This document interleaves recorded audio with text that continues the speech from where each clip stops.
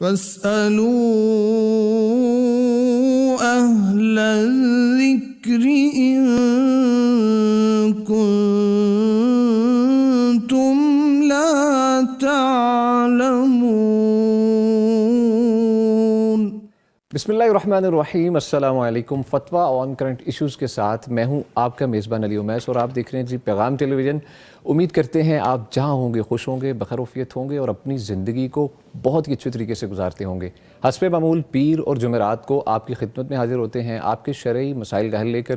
آپ بھی اس پروگرام میں لائیو کالز کے تھرو شریک ہو سکتے ہیں۔ کرنا کیا ہے، سمپلی آپ نے پیغام ٹیلی ویژن کی جانب سے دیے گئے UN نمبر پہ کال کرنی ہے۔ نمبر آپ کی اسکرینز پہ بھی اس وقت چل رہا ہے، نمبر نوٹ فرما لیجیے 04211170000، یعنی 04211170000۔ اس کے علاوہ آپ ہمیں یوٹیوب پہ بھی جوائن کر سکتے ہیں، پیغام TV لائیو سرچ کیجئے اور لائیو جو اس کے کمنٹ سیکشن ہے وہاں پر اپنے سوالات لکھیے، مفتیان کرام سے ان کے جوابات آپ کو مہیا کیے جائیں گے۔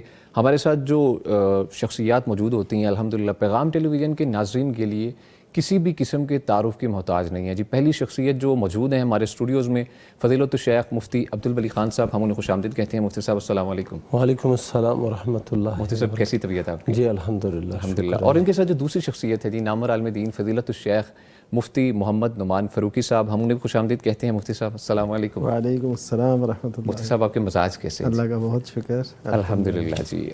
ناظرین آج کی جو ہیڈ لائنز ہیں ان کی جانب بڑھتے ہیں۔ مفتی عبدالولی خان صاحب، مفتی صاحب سعودی عرب سے حجاج کرام کی آمد کا سلسلہ جاری ہے۔ اس سلسلے میں جو ہم نے آپ سے سوالات درکار ہیں مفتی صاحب، حج کی ادائیگی کے بعد شریعت ایک حاجی سے زندگی میں کیا تبدیلیاں چاہتی ہے، کن پہلوؤں میں واضح بہتری آنا چاہیے، رہنمائی فرمائیے گا۔ الحمدللہ رب العالمین والصلاة والسلام علی سید المرسلین وعلی آلہ وصحبہ اجمعین، اما بعد۔ حج اسلام کی جو عمارت ہے 5 ستونوں پہ قائم ہے۔ ان 5 ستونوں میں سے 5 ارکان میں سے ایک حج ہے جی۔ تو اسلام کی عمارت کی ایک ستون، ایک رکن وہ حج ہے۔ ٹھیک ہے۔ حج عبادات میں سے عظیم عبادت ہے۔ اللہ کے نبی صلی اللہ علیہ وسلم نے حج کے متعلق یہ فرمایا کہ وَأَنَّ الْحَجَّ يَهْدِمُ مَا كَانَ قَبْلَهُ، حج کرنے کے بعد بندے کے سابقہ گناہ معاف ہو جاتے ہیں جو اللہ کے حقوق سے متعلق ہوں۔ ماشاءاللہ۔ تو حج ایک عظیم عبادت ہے، تو اس کے بعد بندے کو کیسا ہونا چاہیے؟ جی بالکل، اس سوال کی ایک اور فضیلت حدیث میں جو آئی ہے وہ بیان کرتا ہوں، اس سے پھر یہ نتیجہ بھی ہم اخذ کر سکتے ہیں کہ حاجی کو کیسے ہونا چاہیے۔ جی ضرور۔ اللہ کے نبی صلی اللہ علیہ وسلم نے فرمایا من حج فلم یرفث ولم یفسق رجع کیوم ولدتہ امہ، جس شخص نے حج کیا جی جی اور حج کے دوران کوئی بیہودگی سے کام نہیں لیا، بیہودہ کام، بیہودہ بات یہ نہیں کی، اور اسی طرح کوئی فسق و نافرمانی بھی نہیں کی، اس سے بھی اجتناب کیا، تو یہ ایسے واپس آتا ہے اپنے گھر کو جس طرح وہ ماں سے پیدا ہوا تھا، جس دن وہ ماں سے پیدا ہوا تھا تو وہ گناہوں سے پاک تھا۔ اسی طرح یہ حاجی جب حج سے واپس آ جاتا ہے اسی طرح یہ بھی گناہوں سے پاک ہو جاتا ہے۔ تو اب جب یہ گناہوں سے پاک ہو گیا ہے اس حالت کو پھر یہ باقی رکھے۔ ایک اور حدیث ہے اس میں بھی اللہ کے نبی صلی اللہ علیہ وسلم نے فرمایا الحج المبرور، جو قبول شدہ حج ہے لیس لہ جزاء الا الجنہ، اس کے لیے کوئی اور جزا اور بدلہ عوض ہے ہی نہیں سوائے جنت کے۔ سبحان اللہ۔ جب بندے کا حج مبرور ہوتا ہے تو اللہ سبحانہ و تعالیٰ اس کو اس کے بدلے میں جنت عطا فرما دیتا ہے، جو نعمتوں کا گھر ہے، دائمی نعمتوں کا گھر۔ بالکل۔ اب کیسے پتہ چلتا ہے کہ میرا حج قبول ہو گیا ہے؟ اہل علم نے یہ بتایا ہے کہ اس شخص کا جو حال ہے اور مستقبل ہے وہ ماضی سے بہتر ہو۔ اچھا حال ٹھیک ہے، یعنی حج سے آنے کے بعد جو ماضی میں غلطیاں کرتا تھا، ماضی جو اس کی ہے اس سے یہ حال اس کا بہتر ہونا چاہیے. بالکل دین کے حوالے سے، اعمال کے حوالے سے، اخلاق کے حوالے سے، معاملات کے حوالے سے، رشتہ داروں کے ساتھ سلوک اور اسی طرح برتاؤ کے حوالے سے، ہر لحاظ سے یہ کیا ہو، اس کے اندر تبدیلی آئی ہو اور اچھی تبدیلی ہو. اور اس پر یہ قائم ہے. یہ نشانی ہے اس بات کی کہ اس بندے کا حج اللہ سبحانہ و تعالیٰ نے قبول فرمایا ہے. اور اگر یہ حج سے واپس آ گیا ہے اور اس کی جو اعمال میں کوئی ترقی نہیں آئی، بہتری نہیں آئی، رشتہ داروں سے اسی طرح برا سلوک ہے، دیگر معاملات اس کی اسی طرح ہی خراب ہے، بیوی کے ساتھ حسن سلوک نہیں، بچوں کے ساتھ رویہ اس کا برا ہے، تو اس کا یہی مطلب ہے کہ یہ اس کا جو حج ہے وہ قبول نہیں ہوگا. ٹھیک ہے جی، بہت شکریہ مفتی صاحب. میں ایک اور نقطے کی طرف آپ کا رہنمائی چاہوں گا آپ سے مفتی صاحب. حج کرنے کے بعد آتے ہیں تو حاجی کہلوایا جاتا ہے نا، حاجی صاحب. اس کو اگر ریاکاری کے طور پر اگر کوئی استعمال کرے یا دکھاوے کے طور پر، اس سلسلے میں بتائیے گا یہ فرض ہے حج کرنے کے بعد حاجی کہلوانا؟ یہ جو ہے نا ریاکاری کے طور پر ہو پھر بھی بربادی ہے، ریاکاری کے طور پر نہ ہو تو پھر بھی کوئی محمود اور قابل ستائش طریقہ نہیں ہے. اچھا. نماز، توحید باری تعالیٰ اور نبی اکرم صلی اللہ علیہ وسلم کی رسالت کی گواہی، ان کے بعد کون سا عمل سب سے اعلیٰ ہے اور سب سے افضل ہے؟ وہ نماز ہے. نماز ہے سب سے پہلے. نماز سب سے اہم ہے اعمال میں، اور ایسا عمل ہے کہ صحابہ کرام کہتے ہیں ہم اعمال میں سے کسی بھی عمل کے ترک کو کفر نہیں سمجھتے تھے سوائے نماز کے. نماز کے ترک کو پھر ہم کہتے تھے یہ کفر، اس بندے نے کفر کیا. اچھا، ہم الحمدللہ بہت سے مسلمان بھائی روزانہ کی بنیاد پر 5 وقت کے نماز پڑھتے ہیں، 5 وقت نماز ادا کرتے ہیں. تو اب ان کو نمازی نہیں کہتے، اور نہ وہ اپنے نام کے ساتھ مصلی یا نمازی لکھواتا ہے. لیکن اب یہ اس نے حج کیا ہے، بہت بڑا عمل کیا ہے، یقیناً بڑا عمل کیا ہے، لیکن اب اس اپنے نام کے ساتھ یہ حاجی لکھواتا ہے. یہ بالکل نادرست طریقہ ہے، اور یہ ایک ریاکاری کی طرف تو یہ بات جاتی ہی ہے کہ جب آپ نے اللہ کے لیے حج کیا ہے تو اب نام کے ساتھ حج لکھوانے کی کیا ضرورت ہے؟ وہ ایک لطیفہ بنا ہے، کسی کا قرضہ تھا، یعنی دکاندار کا قرضہ تھا، ادار سودا لے رہا تھا. تو یہ حج سے واپس آنے کے بعد نا اس کے پاس گیا، اس نے کہا وہ کھاتا نکالو. کھاتا نکالا، دکاندار خوش ہو گیا کہ اب حاجی صاحب حج سے آ گئے ہیں، ماشاءاللہ تبدیلی آئی ہے اور اب سارے پیسے دیں گے. کافی مہینوں کا ادھار ہے. تو اس نے کھاتا نکال کے اس نے کہا میرے نام کے ساتھ حاجی لکھو، اور کھاتا واپس بند کر دو. حاجی یعنی مثبت تبدیلی لانی چاہیے. مثبت تبدیلی لانی چاہیے. یہ نام حاجی اور صائم اور نمازی اور اسی طرح اس طرح کے اعمال، مزکی، زکوٰۃ دینے والا، یہ نہیں ہے. صحابہ ایسے نہیں کرتے تھے، تابعین ایسے نہیں کرتے تھے. کبھی آپ نے سنا ہے، یہ بات لمبی ہوتی جا رہی ہے، کبھی آپ نے سنا ہے یہ جو اپنے محدثین گزرے ہیں، فقہا گزرے ہیں، آپ نے کبھی امام ابو حنیفہ رحمہ اللہ کے نام کے ساتھ کسی نے لکھا ہو کہ الحاج امام ابو حنیفہ، الحاج امام مالک، یا صحابہ الحاج عمر بن الخطاب رضی اللہ عنہ؟ بالکل نہیں. یہ بعد کے ادوار میں نا یہ سلسلہ شروع ہو گیا ہے. اگر اس کو کوئی کار ثواب سمجھتا ہے تو یقیناً یہ پھر بدعت ہے. ٹھیک ہے جی، بہت شکریہ مفتی صاحب اصلاح کرنے کے لیے. مفتی نعمان فاروقی صاحب آپ کی جانب پڑیں گے. شیخ، لیبیا کے قریب تارکین وطن کی ایک اور کشتی کو حادثہ، کم از کم 5 پاکستانی جو ہے نا اس میں ابھی تک جاں بحق ہونے کی خبر ہے. اس سلسلے میں آپ سے جو رہنمائی درکار ہے مفتی صاحب، اس کے اوپر پہلے بھی بات چیت ہو چکی ہے کافی دفعہ، لیکن دوبارہ سے اس وقت جو یہ مسئلہ سامنے آیا ہے کہ کیا بہتر مستقبل کی تلاش میں غیر قانونی طور پر کسی ملک کی سرحد عبور کرتے ہوئے اگر جان چلی جائے، اس سلسلے میں اس کے لیے کیا حکم ہے اور کوئی شخص ایسا کر سکتا ہے؟ ان الحمد للہ والصلاۃ والسلام علی رسول اللہ.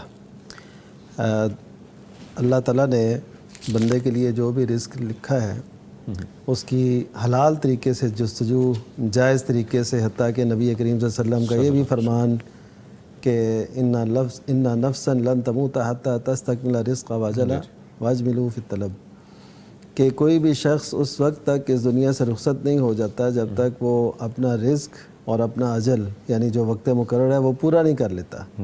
تو تم لہٰذا اللہ سے ڈرو اور رزق کی تلاش میں ایسے اچھے طریقے اختیار کرو، درمیانے ہوں، اس میں یہ نہیں کہ اپنے آپ کو گھائل کر کے، اپنے آپ کو ہلاکت خیزیوں میں ڈال کے، اپنی جان کو خطرے میں ڈال کے آپ رزق کی تلاش میں نکل پڑیں۔ بالکل ایسے تو یہ تو شریعت نے اس سے منع کیا ہے۔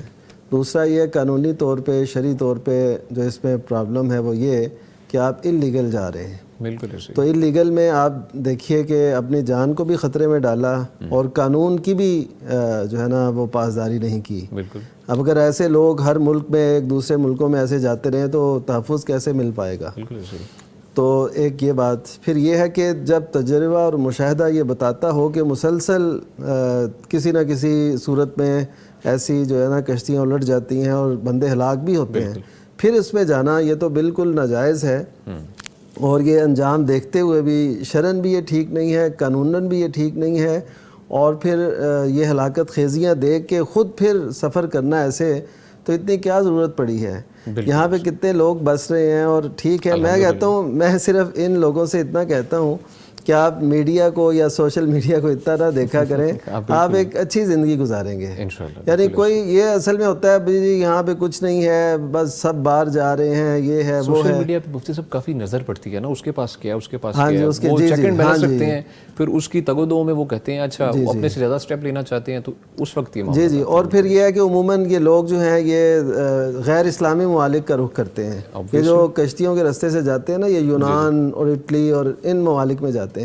تو غیر مسلم ممالک میں جانے پہ بھی ہم کئی دفعہ بات کر چکے ہیں بڑی تفصیل سے کہ وہاں پہ تو جانا ہی بہت سی اس کی شرائط ہیں، علماء نے بیان کی ہیں، اور جی جی غیر مسلم ممالک میں جانا یہ ویسے بھی ایک مسلمان کے لیے خصوصاً جوانی کے عالم میں، چاہے وہ لڑکی ہے یا لڑکا ہے، یہ بھی بہت محل نظر ہے، اور اس کی شرائط بیان کر کے علماء نے اجازت دی ہے کہ یہ شرائط ہوں، وہ ایک علیحدہ موضوع ہے، لیکن ہاں جی، لیکن یہ ساری چیزیں دیکھیں تو ہمیں کہیں سے بھی کوئی ایسی نہیں ملتی کہ ہم اس طریقے کو اختیار کر کے اپنی زندگی کو آسان کرنے کی کوشش کریں۔ اچھا اس میں ایسے بھی ہے، اب یہاں پہ کئی افراد ہیں، ان کا ایک اکلوتا جو ہے نا وہ کمانے والا ہے، اب وہ کہتا ہے یار میں اگر کسی طریقے سے پہنچ جاؤں نا تو پھر جیسے وہ ابھی کل کی بات ہے، مجھ سے ایک سوال ہوا اسی یعنی اس حوالے سے، وہ کہتے ہیں جی ہمارا بھائی 9 سال ہو گئے ہیں وہ ادھر ہے، اور اس سے کہ ابھی تک کاغذات نہیں بن سکے، اور وہ اکیلا ہمارا کمانے والا ہے، تو ہمیں کوئی وظیفہ بتائیں کہ اس کے کاغذ، اب یہ اس طریقے سے گیا ہوا ہے نا، غیر قانونی طریقے جی جی غیر قانونی۔ اب ان کو یہ پیچھے والوں کو یہ ہے کہ بس ہمارا بھائی جیسے بھی ہے نا اس کے کاغذات بن جائیں، ہاں بالکل ایسے، اور اس وہ جستجو میں ہے، کیونکہ ساری جو ہے نا ان کا گزر بسر وہ اسی پہ منحصر ہے، بالکل ایسے، تو اس وجہ سے اب ایسی صورتحال میں ہم پھنسے ہوئے ہیں، تو اس میں شروع سے جب ہم اقدام کرتے ہیں نا تو یہ ساری چیزیں دیکھ لینی چاہیے کہ قانوناً ٹھیک ہو، آپ کے عزت نفس، آپ کی جان مال سب کچھ محفوظ ہو، پھر آپ جائیں اور جستجو کریں ان شرائط کی روشنی میں جو بیان کی گئی ہیں شریعت مطہرہ کے اندر، تو بڑھنے کی جستجو یہ تو ہے، بڑھنا چاہیے، ترقی کرنی چاہیے اور تلاش کرنا چاہیے، وابتغوا من فضل اللہ۔ حج کے ایام میں بھی اللہ تعالیٰ نے یہ فرمایا کہ تم پہ کوئی گناہ نہیں ہے کہ تم اللہ کا رزق تلاش کرو، مطلب یہ ہے کہ اللہ کے رزق کو تلاش کرنا جرم نہیں ہے، لیکن اس کے لیے غلط طریقے اختیار کرنا ناجائز جو قانوناً اور شرعاً ہو، اور پھر اپنی جان کو جھونکوں میں ڈال کے، اور پھر اپنے جان کو یعنی بالکل ایسے سمجھیں کہ ہلاکت میں ڈال کے جانا، یہ بالکل ناجائز ہے۔ بالکل جی، بہت شکریہ مفتی صاحب۔ جو واٹس ایپ پہ ریسیو ہوئے سوالات ان کی جانب بڑھتے ہیں، مفتی عبدالعلی خان صاحب۔ مفتی صاحب پوچھا گیا ہے کہ والدہ صاحبہ کا چیک اپ کروایا ہے، کوئی پرابلم نہیں ہے، مگر جسم پر نیل کے نشان جو ہیں وہ واضح ہیں، اس کے بارے میں بتائیے گا۔ یہ عام طور پر جب ایسے نیل کے نشان پڑتے ہیں، سبز نشان پڑتے ہیں، زرد نشان پڑتے ہیں جسم پر، اور کوئی وجہ ظاہراً نہیں ہوتی، تو یہ جو ماہرین فن ہے، علاج معالجین جو روحانی علاج کرتے ہیں، قرآن و سنت کے مطابق علاج کرتے ہیں، وہ یہ بتاتے ہیں کہ یہ کوئی حسد، نظر یا جادو، ان 3 چیزوں میں سے کوئی ایک چیز ہے، یعنی یا جادو کے اثرات ہیں، یا پھر کوئی حسد کے اثرات ہیں، یا پھر کوئی نظر لگی ہے ان کو، تو یہ اس طرح ہے۔ تو علاج پھر اس کا یہی ہے کہ سورہ بقرہ کی تلاوت ہو، صبح و شام کے اذکار، 5 نمازوں کے بعد کے اذکار پابندی کے ساتھ پڑھے جائیں، اور اسی طرح یہ سورہ بقرہ کی تلاوت بار بار سنیں، سورہ بار بقرہ کی بار تلاوت کریں۔ اچھا، جن کو یہ معاملہ ہے وہ سورہ بقرہ کی تلاوت خود کریں گے، یا اگر وہ خود نہیں خود پڑھ سکتے؟ کریں، خود نہیں کر سکتے یا سارا نہیں کر سکتے تو اولاد میں سے کوئی کرے، ٹھیک ہے، وہ بھی نہیں ہے تو پھر گھر کے اندر کوئی وہ جو تلاوت وہ سنے، یہ بھی کافی ہے۔ گھر کے اندر تلاوت لگا لینا، آڈیو کی صورت میں، ویڈیو کی صورت میں تلاوت لگا لینا، وہ بھی مناسب ہے انشاءاللہ؟ مناسب ہے، یعنی جب نہ ہونے سے تو یہ بہتر ہے، لیکن توجہ سے اسے سننا یہ پھر لازم ہے۔ ایک بندہ تلاوت نہیں کر اس کے سکتا، آداب کے بارے میں بتائیے گا نا۔ ہاں جی، موسٹلی ایسا ہوتا ہے کہ تلاوت لگی ہے، سب اپنے کاموں میں مصروف ہیں، کوئی باتیں کر رہا ہے، کچھ بھی ہے، اس معاملے میں رہنمائی فرمائیے گا۔ اس میں تو یہ ہے، اللہ سبحانہ و تعالیٰ نے فرمایا وَإِذَا قُرِئَ الْقُرْآنُ فَاسْتَمِعُوا لَهُ وَأَنصِتُوا لَعَلَّكُمْ تُرْحَمُونَ۔ جب قرآن کی تلاوت ہو رہی ہو تو اسے سنو، توجہ کے ساتھ سنو اور خاموش رہو تاکہ تم پہ رحم کیا جائے۔ تو قرآن یہ کوئی ایسی عام کتاب تو ہے نہیں، اللہ کا کلام ہے، تو اللہ کا کلام جاری ہو اور بندہ ایسے بے توجہی کے ساتھ بیٹھا ہو۔ ایک تو یہ ہے کہ چلو آپ دور ہیں، آواز صحیح نہیں سنائی دے رہی اور آپ اہم کام میں مصروف ہے، ٹھیک ہے کریں، لیکن یہ کوئی مسئلہ ہی نہیں ہے اور تلاوت جاری ہے اور آپس میں گپیں ہو رہی ہیں، یہ نہیں صحیح۔ ٹھیک ہے جی، بہت شکریہ مفتی صاحب۔ مفتی نعمان فاروقی صاحب، شیخ فرمائیے گا کہ انزائٹی ہے، رات سو نہیں پاتا، گولی لیتا ہوں تو فجر پر اٹھ نہیں پاتا، کیا ظہر کے ساتھ عصر کی نماز پڑھی جا سکتی ہے؟ ظہر کے ساتھ عصر کی نماز درست ہے، کیونکہ وہ فجر تو پہلے ظہر کے ساتھ پڑھیں گے، یا وہ کہہ رہے ہیں اگر میں زیادہ ٹائم سوتا ہوں تو عصر کے ساتھ دونوں نمازیں پڑھ سکتا ہوں میں؟ ایسا ہے کہ دیکھیے، پہلے تو ہمیں انزائٹی کا جو ہے نا علاج، وہ ایک تو طبی ہے، ڈاکٹر یا نفسیاتی طور پہ جو کیا جاتا ہے، ایک اس کا جو ہے نا یقینی علاج ہے، وہ کیا ہے کہ انسان اللہ تعالیٰ کی تقدیر پہ ایمان رکھے۔ بالکل ٹھیک ہے، کہ جو ایمان کے 6 شاخیں ہیں نا، اس میں سے آخری جو ہے نا تقدیر پہ ایمان ہے، تو یہ اس قدر سکون دیتا ہے نا یہ بات، یہ یقین کی کیفیت کہ جس کا تقدیر پہ یقین ہو، بالکل ایسے کہ جو کچھ ہو رہا ہے وہ اللہ تعالیٰ کے حکم سے ہو رہا ہے۔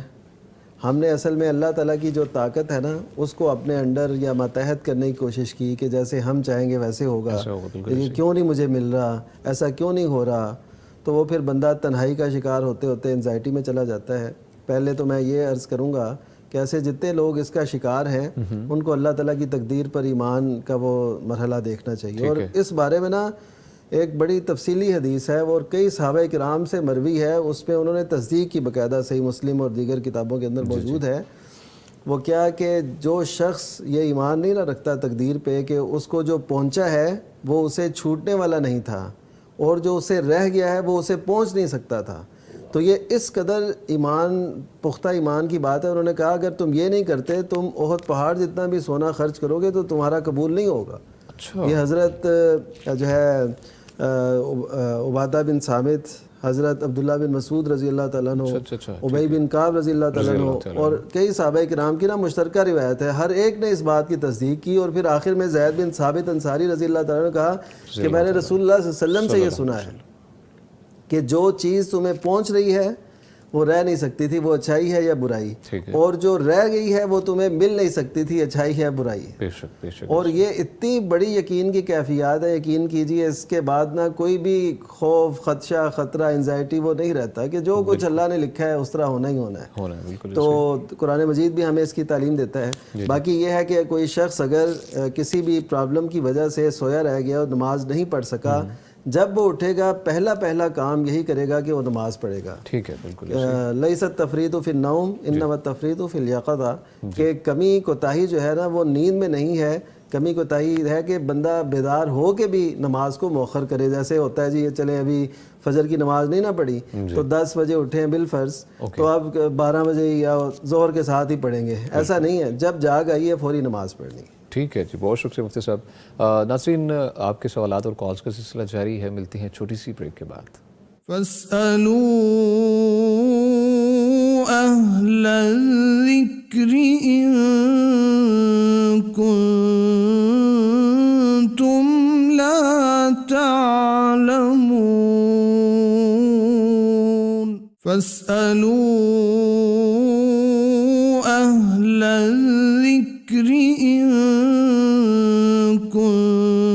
كنتم لا تعلمون.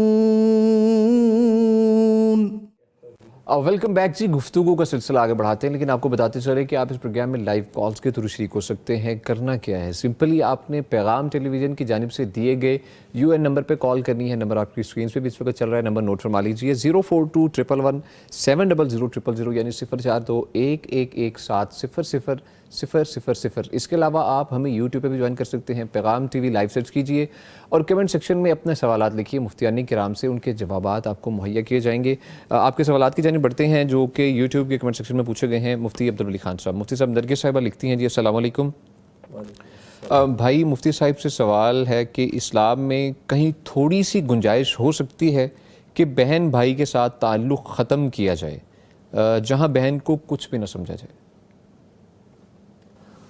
اسلام میں یہ رشتہ داری اور صلہ رحمی اس کی بہت زیادہ تاکید آئی ہے، اور اس کو نبھانا اور صلہ رحمی قائم کرنا، رشتہ داری قائم کرنا اس کا حکم ہے. اور اللہ کے نبی صلی اللہ علیہ وسلم نے فرمایا جو شخص یہ پسند کرتا ہے کہ اس کی روزی میں، رزق میں برکت ہو، اضافہ ہو، اس کی عمر میں برکت اور اضافہ ہو، تو وہ صلہ رحمی کرے. صحیح بخاری وغیرہ کی حدیث ہے. تو اور اسی طرح صلہ رحمی کرنے والا شخص وہ ہے جس کے ساتھ تعلق کو توڑ دیا جائے لیکن یہ پھر بھی تعلق قائم رکھے، یہ ہے صلہ رحمی کرنے والا.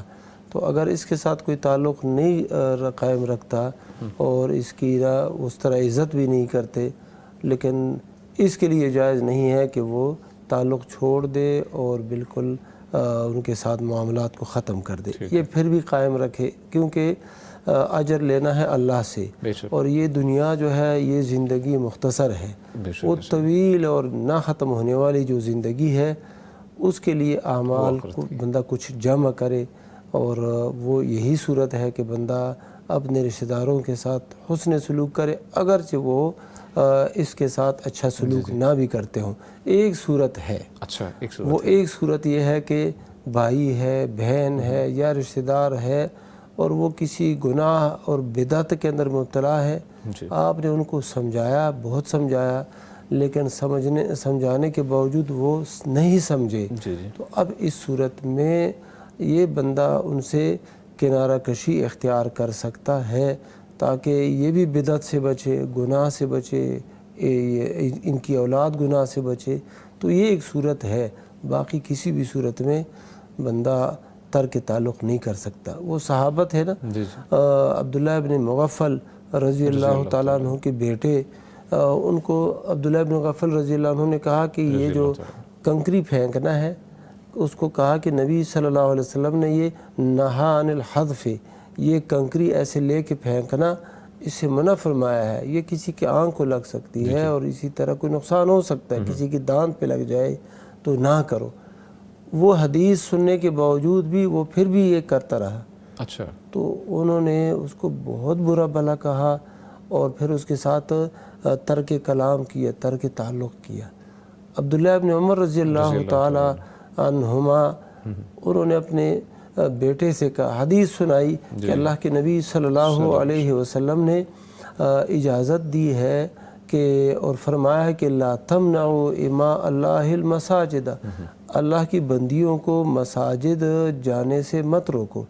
یعنی اگر کوئی خاتون مسجد جانا چاہتی ہے، مسجد میں نماز پڑھنا چاہتی ہے، کوئی درس اور تدریس سننا چاہتی ہے تو ان کو جانے دیا کرو.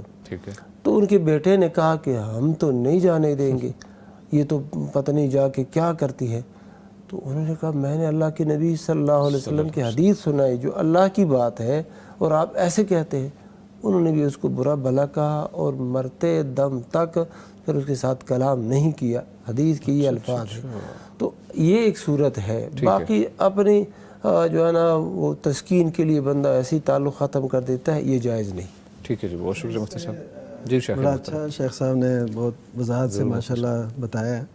وہ یہ ایک حدیث مبارکہ میں ایسے آتا ہے کہ لا یحل لمسلم ان یہجر اخاہ فوق ثلاث.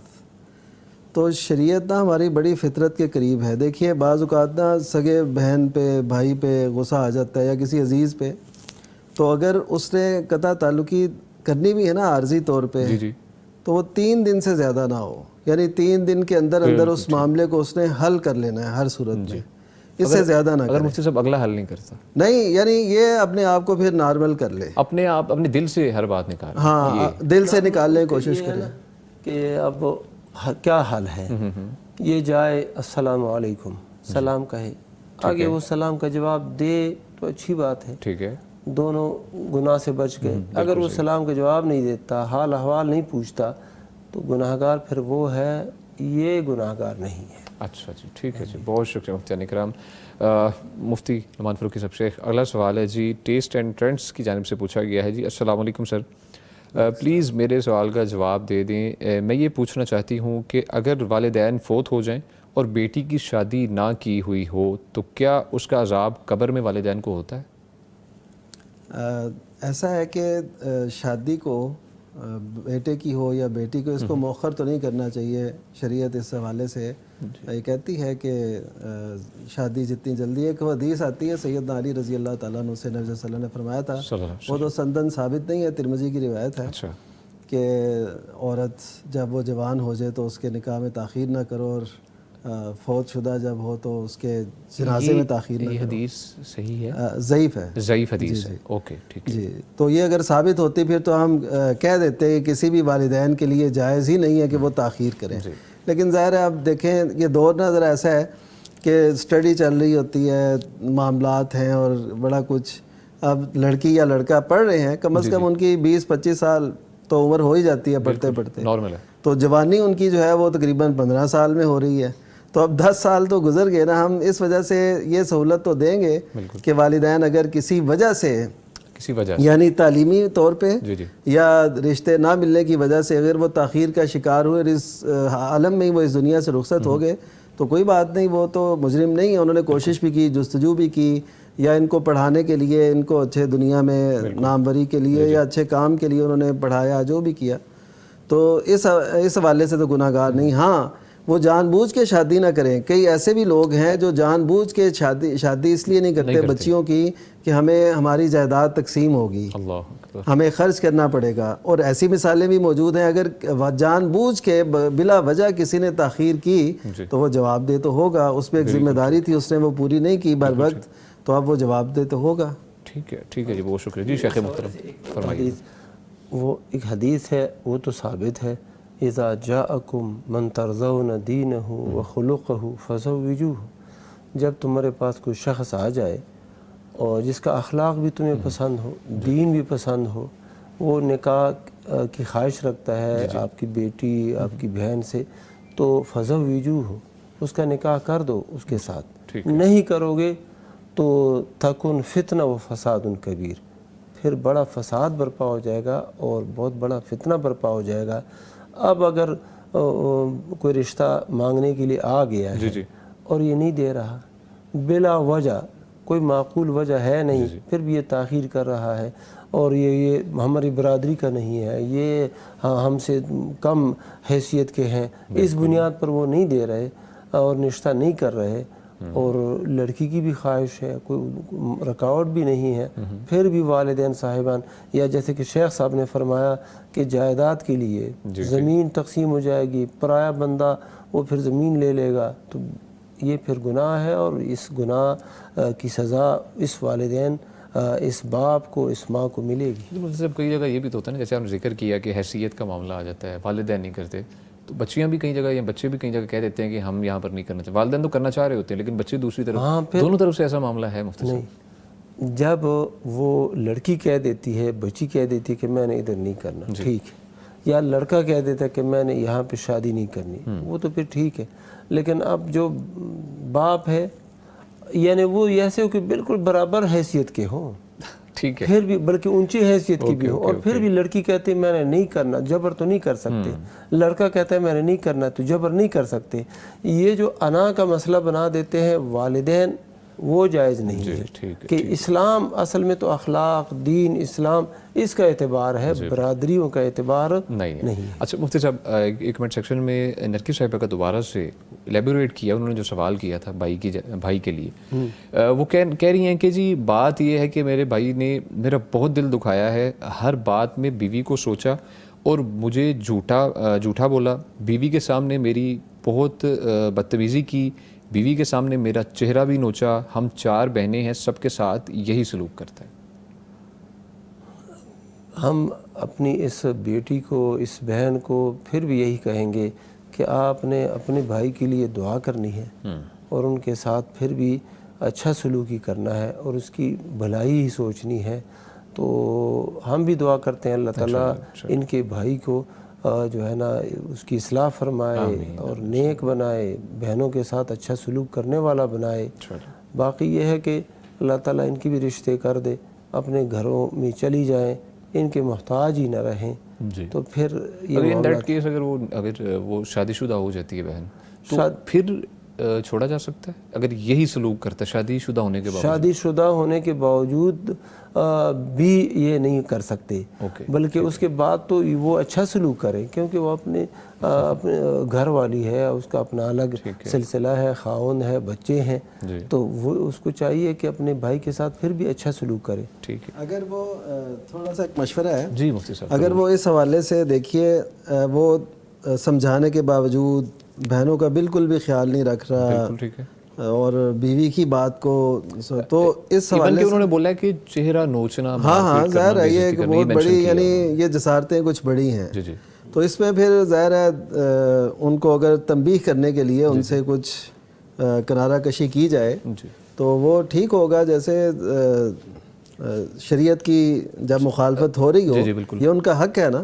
یعنی دیکھیں نبی صلی اللہ علیہ وسلم نے جہاں پہ بیٹیوں کی تربیت کے حوالے سے فضیلت بتائی نا کہ وہ جنت کا حقدار بنے گا، وہاں پہ بہنوں کے لفظ بھی ہیں، یعنی جو اپنی بہنوں کی تربیت کرتا ہے، تو اب یہ ان کا بھائی ہے، اب ظاہر ہے شاید والد صاحب نہیں ہوں گے تو وہ اس وجہ سے بہنوں پہ بہت زیادہ ایسے کر رہے ہیں، تو ایسے نہیں کرنا چاہیے، ان کا حق انہیں دیں۔ اگر وہ نہیں دے رہا تو پھر اس سلسلے میں کچھ نہ کچھ ان سے اگر کنارہ کشی وہ اختیار کرتے ہیں تنبیہ کے لیے، ان کو پتہ چل جائے کہ ہمارا جو ہے نا ہمارا حق نہیں دیا جا رہا یا ہمیں جھوٹا قرار دیا جا رہا ہے، تو پھر کچھ نہ کچھ گنجائش تو ہے، لیکن اس میں بھی ظاہر ہے وہ بڑھائیں گے نہیں۔ شیخ صاحب نے جیسے فرمایا کہ بس وہ چند دنوں کے لیے اپنی وہ جو ایک دلی کیفیت ہے اس کو دور کر کے دوبارہ آئیں، آخر بھائی ہے، ان کو دیکھیں جن کے بھائی نہیں ہوتے۔ اچھا مفتی صاحب ادھر میں ایک اور چیز ایڈ آن کرنا چاہوں گا اپنی طرف سے، میں چاہوں گا سوال کرنا کہ اگر بھائی بہن پہ اس طرح کا کوئی معاملہ کرتا ہے، ہاتھ اٹھاتا ہے یا کوئی بھی ایسا قدم اٹھاتا ہے، شریعت کے مطابق اس کے اوپر کیا لاگو ہے؟ شریعت کیا سزا اسے دیتی ہے؟ شریعت اس کی کیا رہنمائی ہے اس کے لیے؟ دیکھو یہ مارنے کا حق کسی کو بھی نہیں ہے، صرف 4 اشخاص ہیں کہ ان کو شریعت کے مطابق مارنے کی اجازت دی گئی ہے۔ ایک حاکم ہے، قاضی ہے، وہ مجرم کو سزا دے، جسمانی سزا دیتا ہے تو یہ جائز ہے۔ پھر آقا ہے، مالک ہے، اپنے لونڈی غلام کو جسمانی سزا دیتا ہے تو یہ بھی جائز ہے۔ والدین ہیں، وہ اپنی اولاد کو جسمانی سزا دیتے ہیں تو یہ بھی درست ہے۔ اور چوتھی صورت جو ہے وہ یہ ہے کہ بیوی نشوز کرتی ہے، نافرمانی کرتی ہے اور وہ خاوند کی بات کسی بھی طریقے سے نہیں مانتی، تو خاوند پہلے واعظ کرے گا، نصیحت کرے گا، پھر بستر الگ کرے گا، اگر پھر بھی بات نہیں بنتی تو اس کو پھر تادیباً لگائے گا، اور وہ بھی چہرے پر نہیں، چہرے پر تو کسی کافر کو بھی مارنا چہرے پر جائز نہیں ہے، حتیٰ کہ قتال کے اندر بھی چہرے پر مارنا جائز نہیں ہے، کافر کو بھی۔ تو یہ مسلمان کو پھر اپنی بہن کو اس طرح مارنا یہ تو کسی بھی صورت میں جو ہے نا جائز نہیں ہے۔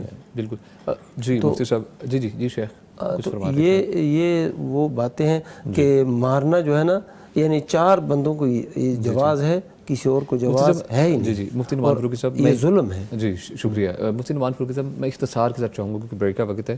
انہوں نے دوبارہ سے بولا ہے کہ میں بیوہ ہوں اور مرتے وقت جو میری والدہ تھی انہوں نے بولا تھا اس کو یہیں پر ہی رہنا ہے، ان کا یہ دوبارہ سے ان کے لیے بھی کوئی نصیحت ہے یا کوئی رہنمائی ہے فرما دیجیے. اچھا جنہوں نے یہ پوچھا یہ نرگس صاحبہ کا دوبارہ سے کیونکہ کمنٹ سیکشن میں وہ سوال جو جیسے کہ ہمارا سوال سن رہے ہیں وہ لائیو تو اس کے بارے میں ہی آگے سے جیسا آپ ارشاد فرما رہے ہیں مفتیان کرام تو وہ سوال ان کا آگے سے دوبارہ سے پوچھا. یعنی یہ بیوہ ہیں اور کہتی ہیں مرتے وقت والدہ جب مر رہی تھی والدہ کی وفات کے وقت والدہ نے بولا کہ اس کو یہیں پر ہی رہنا ہے اسی گھر ہی رہنا ہے. اچھا اس کا ایسے ہے جب وہ اس دنیا سے رخصت ہوئیں تو جو وراثت تھی وہ ظاہر تقسیم ہونی چاہیے جو ان بیٹی کا حصہ ہے وہ انہیں ملنا چاہیے. بالکل یہ اصل میں نا نزاع کی کوئی وجوہات ہوتی ہیں جو گھروں میں لڑائیاں یا ناچاکیاں ہوتی ہیں نا اس کے پیچھے کوئی وجہ ہوتی ہے. تو جب تک وہ وجہ نہیں نا ختم ہوتی تب تک آپ اوپر مٹی ڈالتے رہیں گرد بٹھاتے رہیں جو کرتے رہیں وہ نہیں سالو نہیں ہوگی. تو پہلے یہ کرنا چاہیے کہ ہم یہ کوشش کریں کہ وہ وجہ جو ہے نا نزاع کی یا جھگڑے کی وہ ختم کریں. تو وہ یہی ہے کہ ان کا حق ان کو مل جائے تو وہ انشاءاللہ ایزی ہوں گے. وہ جیسے بھی اپنے حصے کو سیل کریں یا ادھر علیحدگی کو اختیار کر لیں دیوار کر لیں تو اس طرح وہ جئیں گے انشاءاللہ. ٹھیک ہے جی بہت شکریہ مفتی صاحب. ناظرین آپ کے سوالات کا سلسلہ جاری ہے ملتے ہیں چھوٹی سی بریک کے بعد. فاسألوا أهل الذكر إن كنتم لا تعلمون فاسألوا أهل الذكر إن كنتم لا تعلمون.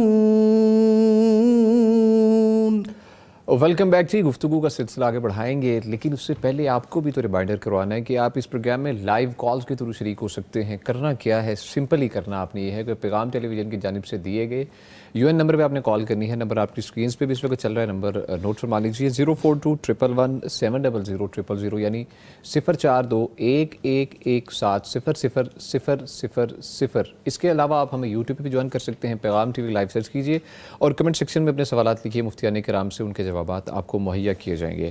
آپ کی جانب سے جو سوالات بھیجے گئے ان کی جانب بڑھتے ہیں. مفتی عبدالولی خان صاحب. مفتی صاحب فرمائیے گا کہ پوچھا گیا ہے کہ سود کے حرام ہونے کی وجہ کیا ہے؟ سود تو اللہ سبحانہ و تعالیٰ نے حرام کر دیا ہے. جو کفار تھے وہ کہتے تھے انما البیع مثل الربا, یہ بے بھی تو سود ہی کی طرح ہے. تو اللہ سبحانہ و تعالیٰ نے فرمایا کہ اللہ نے سود کو حرام قرار دیا ہے اور تجارت کو حلال قرار دیا ہے, بیع کو حلال قرار دیا ہے. تو اب یہ جو اشیاء ہے نا, اللہ کے نبی صلی اللہ علیہ وسلم نے فرمایا 6 چیزوں کا نام لے کے فرمایا کہ الذهب بالذهب والفضة بالفضة والبر بالبر والشعير بالشعير. 6 اشیاء کا نام آپ صلی اللہ علیہ وسلم نے لیا اور فرمایا یہ سود ہے مگر یہ کہ نقد و نقد ہو اور مثلاً بمثل ہو, یعنی برابر برابر ہوں. تو اب 6 اشیاء ہیں. اب ان 6 اشیاء کے اندر سود کی وہ علت کیا ہے کہ آپ صلی اللہ علیہ وسلم نے فرمایا کہ ان 6 اشیاء میں یہ سود ہے. سونا سونے کے بدلے فروخت کر رہے ہیں. اب اگر برابری ہے اور نقد و نقد ہے, یعنی اس ہاتھ سے یہ بندہ دے رہا ہے سونا اور دوسری ہاتھ سے وہ لے رہا ہے اس سے سونا سیم مقدار میں میں. اگرچہ سونا کی جو ہے نا وہ کوالٹی میں فرق ہو, جو عربی میں جس کو قیرات کہتے ہیں, یہ 22 قیرات ہے, 21 قیرات ہے, بعض وہ 18 قیرات کیرٹ جس کو کہتے ہیں. تو یہ وہ اس کی عمدگی میں فرق تو ہے, اس کی پرائس میں بھی فرق ہوتا ہے. فرق ہوتا ہے بالکل. لیکن اگر آپ نے سونے کو سونے کے بدلے ہی فروخت کرنا ہے تو اس صورت میں یہ برابری ضروری ہے. وہ چاہے 18 قیرات کا سونا ہو یا 22 قیرات کا سونا ہو تو برابر 1 تولہ اس طرف سے ہے 1 تولہ اسی طرف سے ہوگا اور بس. اچھا یہ جو سونا اور چاندی ہے اس کی اندر جو سود کی جو علت ہے نا وہ ہے ثمنیت. ثمنیت یا زر ہونا. تو یہ ثمن ہونا زر ہونا یہ اس کی علت ہے. مطلب اس کا کیا ہے کہ جو چیز ثمنیت اس کے اندر موجود ہے, زر ہونا اس کے اندر موجود ہے, इसको हम एक दूसरे के मुकाबले में, अपने जिन्स के मुकाबले में फ़रोख्त करेंगे तो बराबरी लाजिम है। ठीक है। और नक़द व नक़द ये भी लाजिम है, यानी सोना सोने के बदले फ़रोख्त करते हैं, बराबरी लाजिम है, और नक़द व नक़द भी लाजिम है। चांदी के अंदर भी वही समनियत वाली इल्लत है, तो इसके अंदर भी बराबरी लाजिम है, और इसी तरह नक़द व नक़द लाजिम है। ठीक है। अब अगर सोना और चांदी, चांदी दे के हम सोना ख़रीदते हैं, जी जी, तो इनके अंदर भी इल्लत वो समनियत है, लेकिन जिन्स मुख्तलिफ हो गया है। एक ज़हब है, सोना है, एक चांदी है। इस सूरत में होगा क्या, नक़द व नक़द ये लाजिम है, कमी बेशी के साथ फ़रोख्त करना दुरुस्त है। क्या मतलब, 1 तोला चांदी आप ले रहे हैं जी जी, और 10 तोला चांदी उसको दे रहे हैं, 10 तोला चांदी के बदले 1 तोला सोना ले रहे हैं, ठीक है। तो अब एक तरफ 10 तोला है, दूसरी तरफ 1 तोला है, जिन्स मुख्तलिफ है, बिल्कुल ठीक है, ये जायज़ है। ठीक है। अच्छा, ये मार्केट प्राइस बराबर होनी चाहिए, हाँ, मार्केट प्राइस जो कैप है उसकी वो बराबर होनी चाहिए, कि जितना अब 1 तोले की अगर कीमत लेट्स सपोज 3,35,000 है, तो दूसरी तरफ उतना ही चांदी होना चाहिए जो कि 3,35,000 का हो। नहीं, वो आपकी मर्ज़ी है।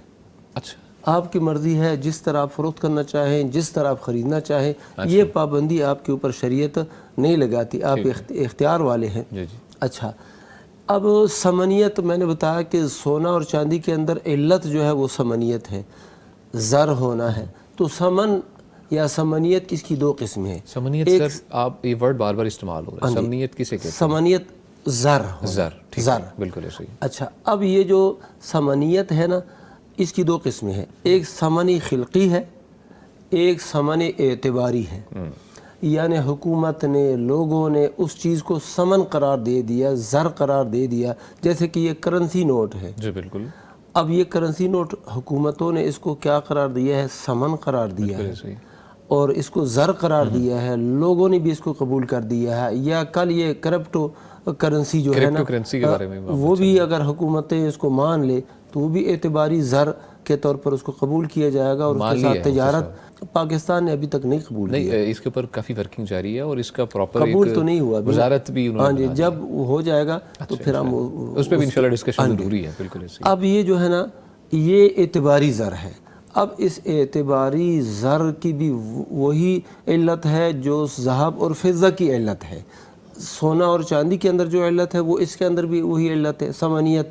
लिहाजा पाकिस्तानी रुपए हैं, इसको दूसरे पाकिस्तानी रुपए के बदले में हम फ़रोख्त करते हैं। एक बंदा है 5,000 का नोट देता है, और क्या ले रहा है, वो 10-10 के नोट या 50-50 के, 100-100 के नोट वो ले रहा है। बराबरी होना ज़रूरी है। ठीक है। ये नहीं है कि उस तरफ से आपने 5,000 का नोट दिया है और इधर से आप जो है ना 4,500 रुपये ले लें, 500 वो रख ले, ये फिर सूद होगा, ये जायज़ नहीं है। क्यों नहीं है जायज़? क्योंकि समनियत है। हाँ, पाकिस्तानी रुपए जो है ना रियाल के बदले में आप फ़रोख्त कर रहे हैं, तो कमी बेशी ये जायज़ है, लेकिन उसी वक्त ही कब्ज़ जो है ना उसी मजलिस के अंदर ये लाजिम है। ये हो गया, ये 2 चीज़ें। इसके अलावा जो 4 चीज़ें हैं उनके अंदर जो इल्लत है वो वज़न है, माप है, यानी वज़न और कैल, और मतऊम होना, तोआम खाने के काबिल होना। तो जो भी चीज़, यानी जौ है, गंदम है, और इसी तरह खजूर है, तो मिल्ह है, नमक है, ये जो चीज़ें हैं इनके अंदर जो इल्लत क्या है, सूद की इल्लत इनके अंदर वज़न होना और या कैल होना या फिर और मतऊम होना। ये मतऊम होना उसके साथ शामिल है। मतऊम होने का मतलब ये है कि ये तोआम है, खाने की चीज़ है, खाने की चीज़ है। अब इनका आपस में जो आप ख़रीद रहे हैं और दे रहे हैं गंदम, मजलिस एक होनी चाहिए, कमी बेशी जायज़ है। आप ले रहे हैं खजूर, जी बिल्कुल, और खजूर दे रहे हैं, मजलिस भी एक होनी चाहिए, उसी मजलिस में हम कब्ज़ भी करेंगे और बराबरी भी ज़रूरी, दोनों मौजूद हो वहाँ पर, दोनों और माल भी मौजूद हो, और इसी तरह जो है ना कब्ज़ भी ज़रूरी है और बराबरी भी ज़रूरी है। ठीक है। यानी एक तरफ जौ ये खजूर है, अजवा खजूर, और दूसरी तरफ आम खजूर है। अब ये अगर खजूर का खजूर के साथ तबादला करेंगे तो बराबरी लाजिम है। 1 किलो खजूर अजवा, दूसरी तरफ आम 1 किलो खजूर जो है ना वो आम खजूर, ये लाजिम है। अगर जी जी जी वो 2 किलो ले रहे हैं और अजवा 1 किलो दे रहे हैं, ये फिर सूद होगा।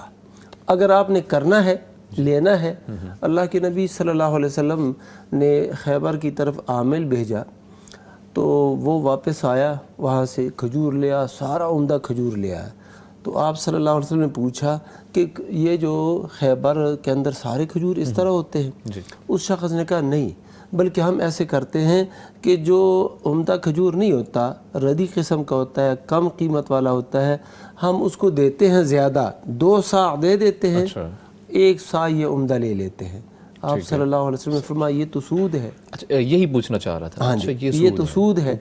आपने अगर करना है तो ये जो बेकार किस्म का खजूर है, ज़्यादा उम्दा नहीं है, इसको दिरहम के बदले फ़रोख्त करो, पैसों के बदले फ़रोख्त करो, और जब वो पैसे तुम्हें मिल जाए उन पैसों के बदले फिर ये आला और उम्दा खजूर ख़रीदो। ऐसे ज़्यादती जो है ना एक ही जिन्स के अंदर ये नहीं जायज़। हाँ, और अगर जिन्स मुख्तलिफ है, खजूर आप ले रहे हैं गंदम के बदले, मजलिस एक होना ज़रूरी है, जबकि क्या कमी बेशी आप जितनी मर्ज़ी कर लें, 10 किलो गंदम दे दें जी जी और जो है ना 5 किलो खजूर ले लें, जायज़ है आपके लिए, इसमें कोई हरज नहीं है। और अब एक तरफ समनियत वाला है, दूसरी तरफ जो है ना ये कैल, वज़न और मतूम होना है। इनके अंदर आप तकाबुज़ भी, बराबरी भी कर लें, ना बराबरी कर लें, और इसी तरह अटकल से आप उसको फ़रोख्त कर दें और कमी बेशी के साथ फ़रोख्त कर दें, कोई हरज नहीं है। यानी आप सोना ख़रीद रहे हैं पैसों के बदले, पैसों के बदले ये एक जिन्स है तो कमी बेशी कर सकते हैं, लेकिन मजलिस एक होनी चाहिए। लेकिन अगर आपने सोने और या करेंसी के ज़रिए गंदम ख़रीद रहे हैं तो गंदम ख़रीदते वक़्त ये आप कहें कि ये गंदम मुझे आप दे दो, पैसे मैं 6 माह बाद दूंगा, ठीक है, कोई हरज नहीं है। ठीक है मुफ्ती साहब, इस पर हम इंशाल्लाह डिस्कशन करेंगे। कॉलर हैं काफ़ी देर से साथ। अस्सलाम वालेकुम। वालेकुम अस्सलाम रहमतुल्लाह। आबिद वसीम साहब हैं जी बिहाड़ी से, कैसे हैं जी आप? अल्हम्दुलिल्लाह जी, पूरी टीम को मेरा अस्सलाम वालेकुम। वालेकुम अस्सलाम व रहमतुल्लाहि व बरकातहू। जी सर। हाँ जी, मेरा सवाल यह है कि साथ घर के मस्जिद है जहाँ हम नमाज, अब मगरिब और इशा के बाद ज़ाहरा, ज़ोहर भी और असर भी हम अंदर पढ़ते हैं के हाल पे, ऊपर जो छत है ना वहाँ पे बच्चियाँ रहती हैं मदरसे की, वो पढ़ती हैं आलमा वगैरह। जी जी।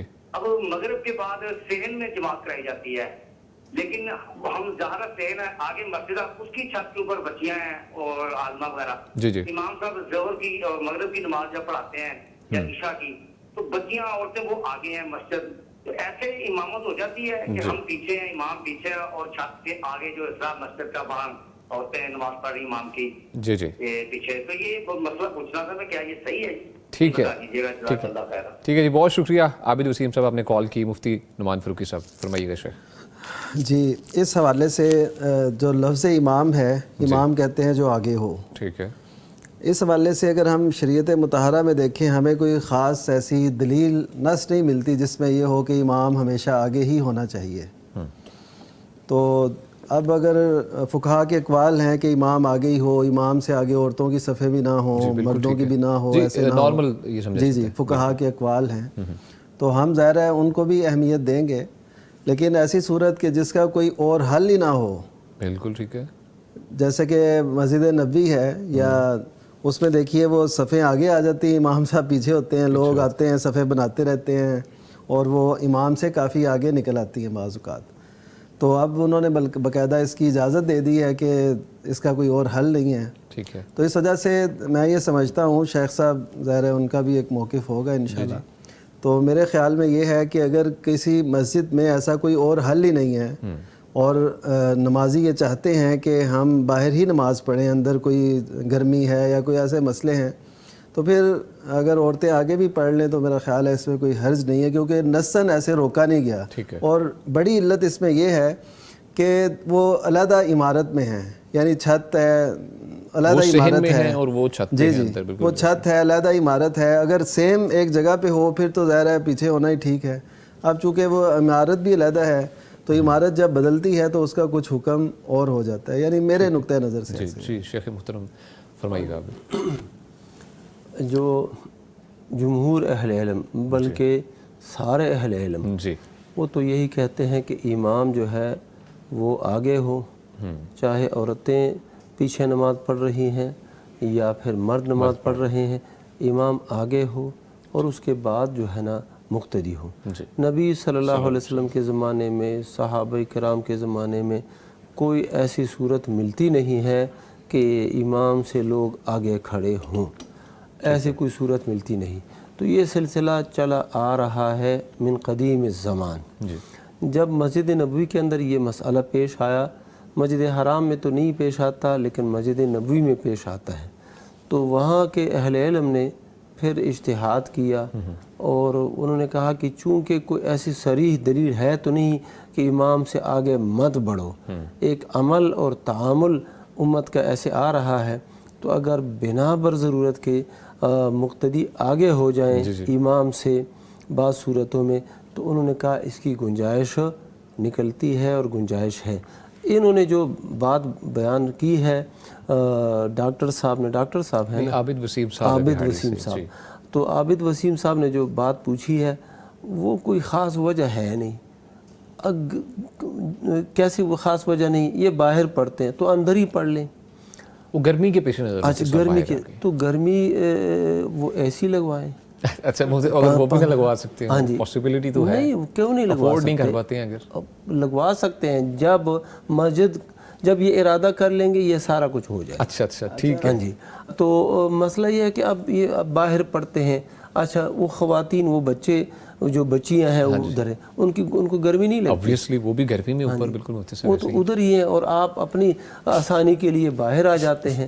پھر یہ امت کے تعامل کے خلاف. مسجد نبوی میں تو دنیا آتی ہے اور ایک مسائل پیش آتے ہیں، اب یہاں پر تو وہ صورتحال ہے نہیں، لہذا اے سی لگواؤ، اندر نماز پڑھو، اور تاکہ جو بچیاں ہیں ان کی نماز بھی بلا یعنی کہ شک و شبہ وہ درست رہے، امام کی پیچھے درست رہے. اچھا اس کا ایک اور حل بھی ہے. جی شیخ فرمائیے. وہ بچیاں جو ہے نا وہ علیحدہ اپنی جماعت کرا لیا کریں اوپر. اچھا اگر نیچے نماز ہو رہی ہے اوپر نماز نہیں پڑھتے تو کوئی ان کے ساتھ شامل ہونا لازم بھی نہیں ہے. اچھا ٹھیک ہے جی، وہ علیحدہ سے نماز کرا لیں اپنی علیحدہ. اچھا مفتی صاحب ایک اور فرمائیے گا، ہماری ایک بہن نے پوچھا تھا سوال، یہ ایڈ آن کرتا چلوں کہ نیچے امام جو جمعے کی نماز ہے وہ کروا رہے ہیں امام صاحب، بالکل اوپر ہی خواتین کا انتظام ہے اوپر کی چھت پہ، تو خواتین صف کہاں سے شروع کریں گی؟ موسٹلی وہ کہتے ہیں کہ 4 سے 5 صفحے چھوڑ کے بالکل سیکنڈ لاسٹ صف سے شروع کریں، تاکہ وہ بیسک یہ سوچ رہے ہیں کہ مردوں سے پیچھے ہم نے آغاز کرنا ہے صف کا. ان کو بالکل جہاں مرد مقتدی وہ انہوں نے صف بنائی ہے ان کے اوپر ہی صف بنائے. ٹھیک ہے، امام سے جو آگے پہلی صف بنی ہوئی ہے بالکل جہاں صف بنی ہوئی ہے ادھر ہی وہ صف بنائے. کیوں؟ اللہ کے نبی صلی اللہ علیہ وسلم نے جو ارشاد فرمایا کہ خیر صفوف الرجال اولھا، مردوں کی بہترین صف وہ ہے جو سب سے پہلے ہو، اور عورتوں کی بدترین صف وہ ہے جو کہ سب سے پہلے ہو. یہ اس صورت میں یہ جو حالات تھے وہ یہی تھا کہ مرد اور خواتین ایک ہی صحن میں ایک ہی مکان میں نماز پڑھتے تھے. آگے مرد ہیں اور جیسے ہی مردوں کی صف ختم ہو جاتی ہے ان کے بعد خواتین کی صف شروع ہو جاتی تھی. اب اس صف کو یعنی شر الصفوف کہا گیا ہے. اب جو اوپر ہے تو یہ مردوں کے پیچھے تو نہیں ہے متصل، وہ تو الگ ہے، لہذا بالکل صحیح ہے پہلی صف کے اندر. ٹھیک ہے جی، بہت شکریہ مفتیان کرام. ناظرین ہمارے ساتھ رہیے گا، ملتے ہیں چھوٹی سی بریک کے بعد. فاسألوا أهل الذكر إن كنتم لا تعلمون. فاسألوا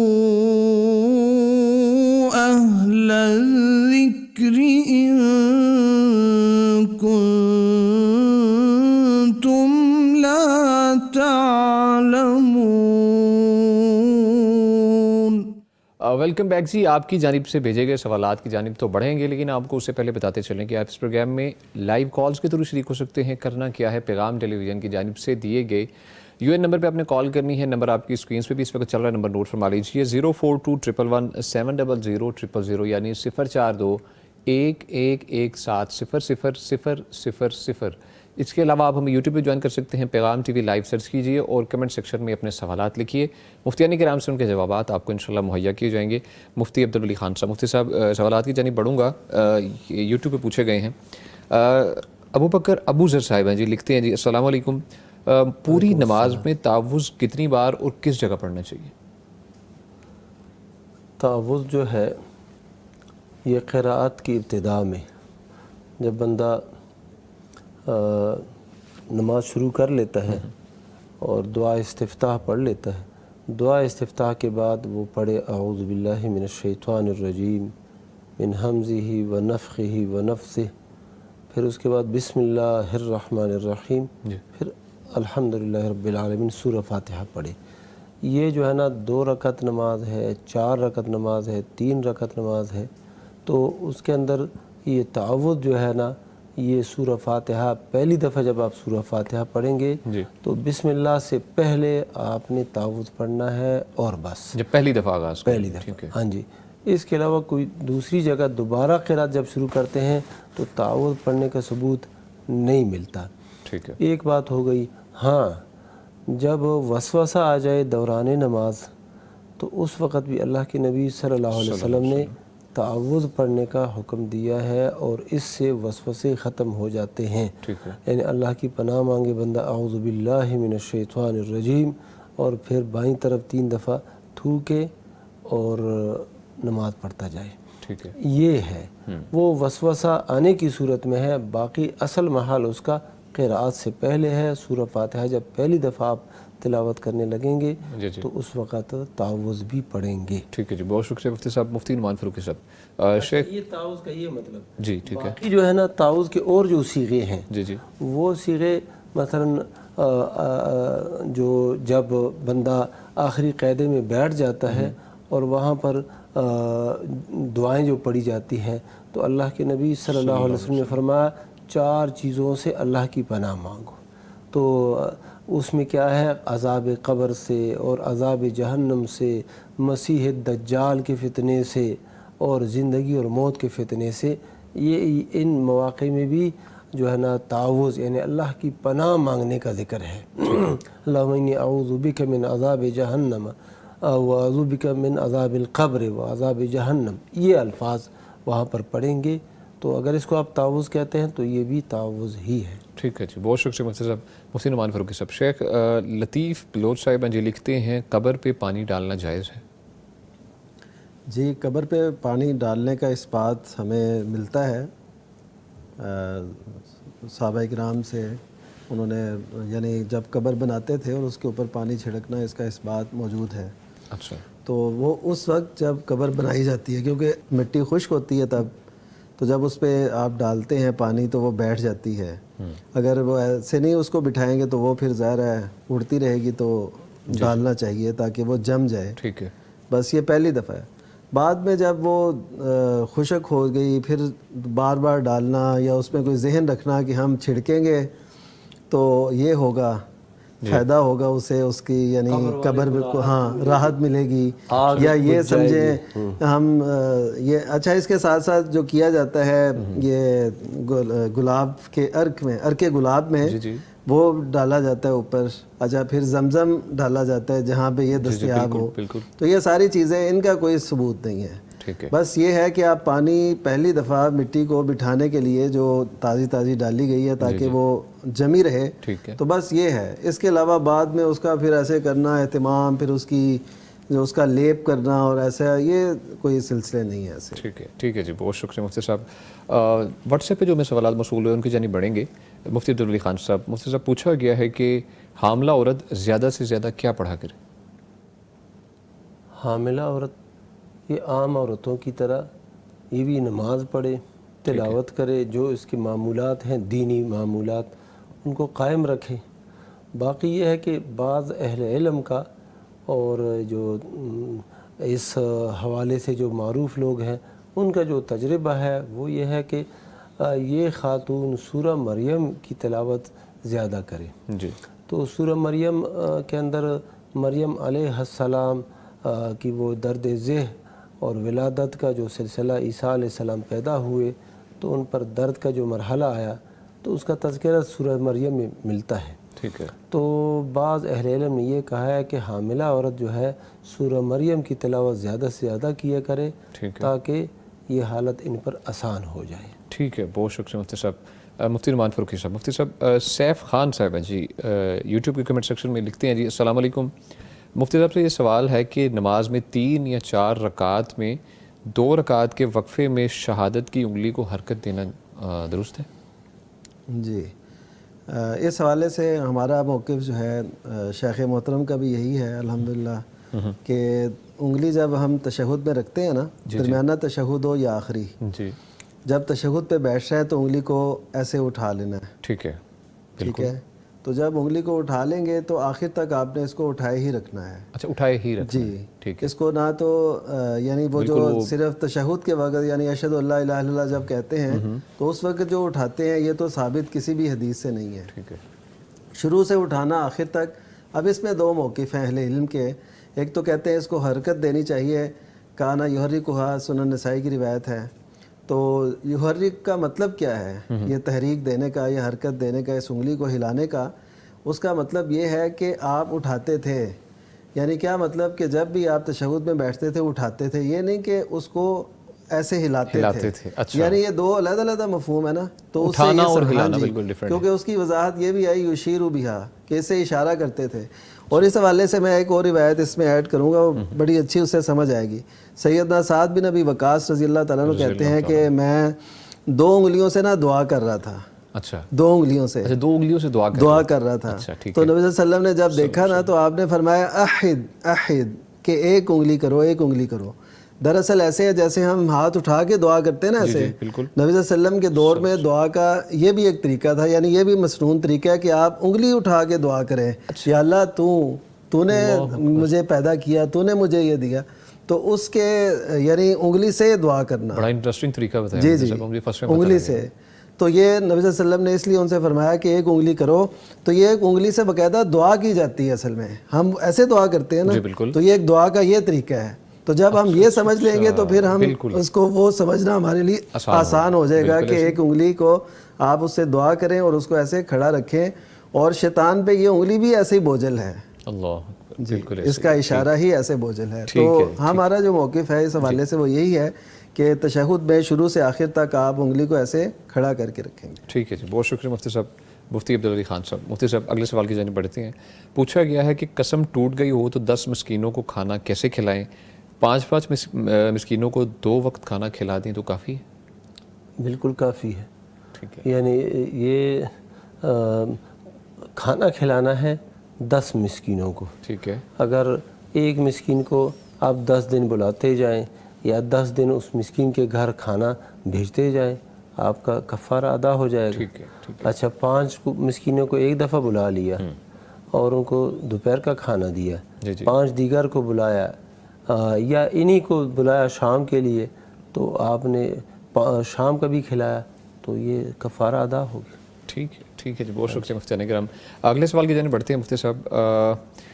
اولاد مرحوم والدین کے ثواب کی نیت سے حفظ قرآن اور تعلیم دین سیکھے تو درست ہے یہ مفتی صاحب؟ جی، ظاہر ہے کوئی بھی نیکی کا کام، بلکہ میں تو کہوں گا کہ ہمیں اپنے والدین کے لیے کرنا چاہیے. بالکل. یعنی سوچنا چاہیے کہ کیسے ان کو زیادہ فائدہ پہنچ سکتا ہے. جتنا ہم اچھے کام کریں گے، ہمارا جتنا نیکی اور صدقہ جاریہ نوعیت کی ہوں گی نیکیاں، تو اتنا زیادہ ہمیں انشاءاللہ وہ ان کے لیے بھی بہتر ہے اور ہمارے لیے بھی بہتر ہے. اور والدین کا آخرت میں بھی ان کے لیے اچھا ہو، دنیا میں بھی اچھا ہو. جن کے والدین حیات ہیں وہ بھی یہ ذہن رکھیں کہ ہماری نیکیوں کا فائدہ ہمارے والدین حیات جو ہیں ان کو بھی پہنچے. نیکی کے اثرات ہیں، جو اولاد نیک ہوتی ہے تو والدین پہ اچھے اثرات پڑتے ہیں، والدین نیک ہوں اولاد پہ اچھے اثرات پڑتے ہیں. تو اس وجہ سے ہمیں اس کا اہتمام کرنا چاہیے کہ ہم قرآن اس لیے پڑھیں کہ ہمارے والدین کو فائدہ ہو، ہم سنت یا حدیث مبارکہ اس لیے پڑھیں تاکہ والدین کو فائدہ ہو. تو یہ بڑی اچھی سوچ ہے اور یہ بڑا ایک اچھا پہلو ہے جو ہمیں کرنا چاہیے. اور وہ علم جس سے فائدہ اٹھایا جاتا ہے حدیث کی روح سے, اور علم ينتفع بھی, کہ وہ علم جس سے فائدہ اٹھایا جائے. اب یہ بھی والدین کے لیے یا بڑوں کے لیے وہ صدقہ جاری ہے انشاءاللہ. تو جی شیخ محترم میں اس میں یہ اضافہ کر دوں, شیخ صاحب نے بتا دیا. وہ ایک حدیث ہے جس میں یہ آتا ہے کہ جس نے حفظ قرآن کر لیا, قرآن کو یاد کر لیا ہے اور پھر اس پہ عمل کرتا ہے, تو البس والداہ تاج یوم القیامہ, اس حافظ کے والدین کو قیامت کے دن تاج پہنایا جائے گا. سبحان اللہ. تو یہ حدیث جو ہے نا حسن درجے کی ہے, ثابت ہے, مستدرک حاکم کے اندر بھی آئی ہے, دیگر کتب میں بھی آئی ہے, ثابت ہے.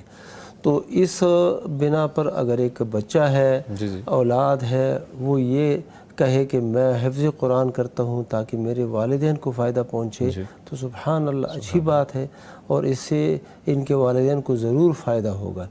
یہاں پر ایک مشہور قصہ ہے, ہندوستان کے ایک بادشاہ اورنگزیب, ان کے متعلق آتا ہے یا کسی دوسرے بادشاہ کے متعلق آتا ہے, لیکن قصہ ثابت ہے.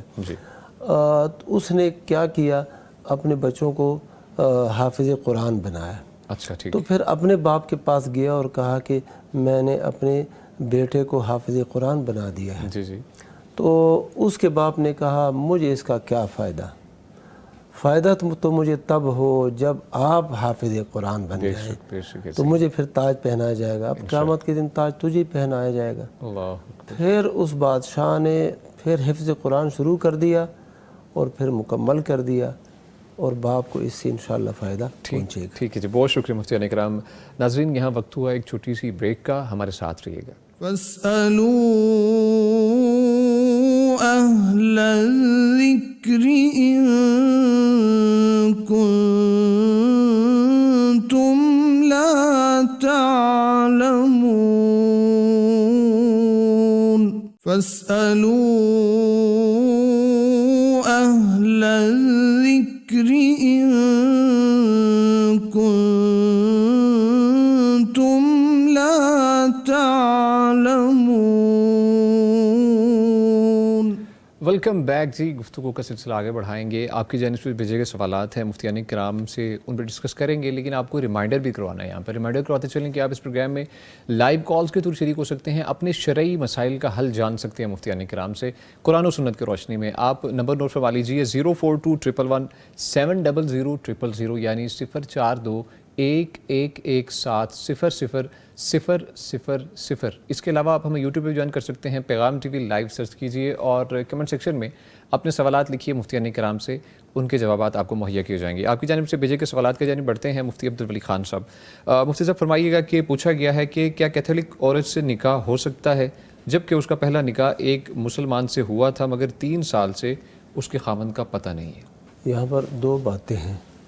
پہلی بات تو یہ ہے کہ کیتھولک عورت یعنی نصرانی عورت, عیسائی عورت, اس کے ساتھ مسلمان کا نکاح ہو سکتا ہے کہ نہیں؟ تو نکاح ہو سکتا ہے, اس کے اندر ایک شرط بھی ہے.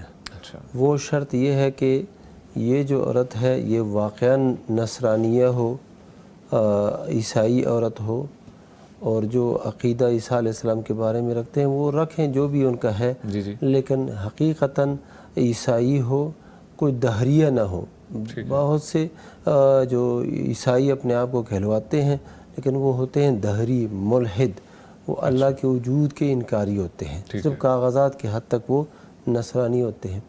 تو نصرانی عورت کے ساتھ نکاح کرنا یہ جائز ہے اس شرط کے ساتھ کہ وہ پاک دامن بھی ہو, پاک دامن ہو, عفیف ہو, تو مسلمان کا نکاح اس کے ساتھ ہو سکتا ہے. دوسری بات یہ ہے کہ ایسی عورت کہ اس کا پہلے نکاح ہو چکا ہے, ایک مسلمان کے ساتھ ہی نکاح ہوا ہے, اب وہ مسلمان جو ہے نا وہ گم ہو گیا ہے, پتہ نہیں چل رہا, 3 سال سے وہ گم ہے. تو اب یہ مسئلے کی دوسری جو نوعیت ہے یا اس کا دوسرا حصہ ہے مفقود الخبر. فقہ میں اس کو کہتے ہیں مفقود الخبر, یعنی وہ شخص جس کا عطا پتہ معلوم نہ ہو, نکاح ہونے کے بعد وہ گم ہو گیا ہے. تو اس کے متعلق اہل علم یہ بیان فرماتے ہیں کہ یہ جو خاتون ہے جس کا خاوند فوت ہو گیا گم ہو گیا ہے، پتہ نہیں چل رہا کہ کہاں پہ ہے کہاں پہ نہیں ہے، پہلے تو پتہ لگا لے. اگر پتہ لگ جائے اور اگر وہ اس کو بیوی بنانے کا ارادہ رکھتا ہے تو ٹھیک ہے، نہیں تو وہ اس سے طلاق دلوائی جائے اور کہا جائے کہ اس کو طلاق دے دو، آزاد کر دو. اگر پتہ نہیں چل سکا تو یہ خاتون جائے اور کسی عدالت میں، اسلامی جو ملک کا عدالت ہے وہاں پر جائے اور وہاں پر یہ مقدمہ دائر کرے کہ میرا خاوند جو ہے نا اتنے عرصے سے گم ہے اور نان نفقہ وغیرہ کی ذمہ داری اور جو دیگر تقاضے ہیں وہ پورے نہیں ہو رہے، تو میرے لیے کیا حکم ہے. اگر قاضی اس کے لیے تنسیخ نکاح کی ڈگری ابھی سے جاری کر دیں تو یہ بھی جائز ہے.